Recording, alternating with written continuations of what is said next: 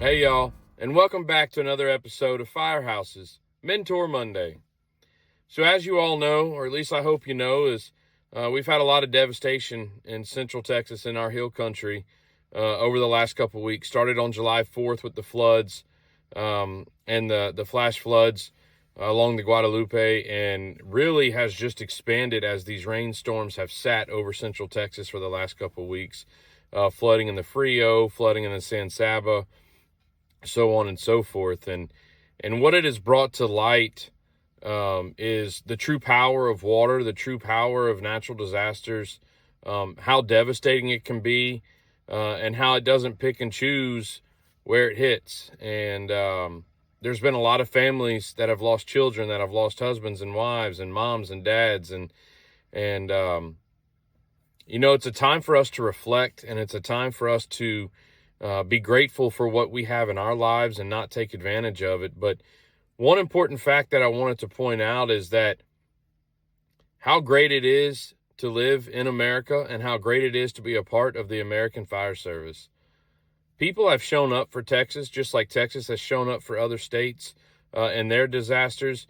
And it is truly appreciated and truly respected and valued. But man, it is overwhelming. The amount of people who have shown up to assist all of the firefighters in Central Texas. We have Colorado, Nebraska, Oklahoma, Florida. And the list goes on with all their task force teams and all hazard crews. Texas fire departments from all over the state have shown up to help with the search and now recovery of these victims, to try to give their families some closure.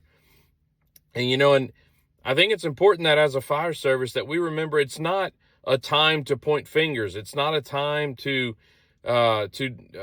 discuss who sent people and who didn't send people. And it's not a time to blame people for not sending people or for not sending enough or for maybe not sending them quick enough. But what it is a time to reflect at how great our job is and how great our service is across America, and how much that we can do for each other when we just simply show up.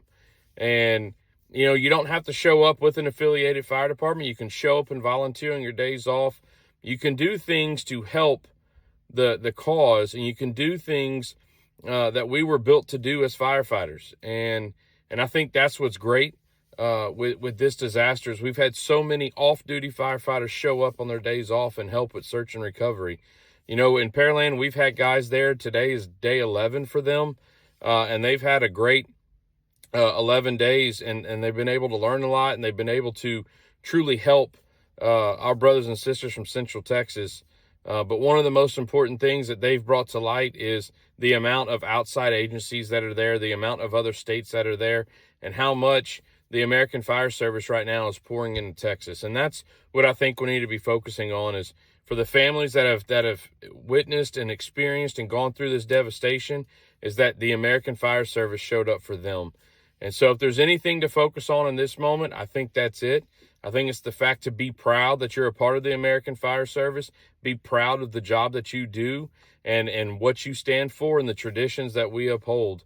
And, when you lay your head down tonight, I ask that you say a prayer for Central Texas and for all the firefighters and volunteers that are out there right now during the recovery efforts. So until next week, love the job, train hard, and stay smart. See you next week.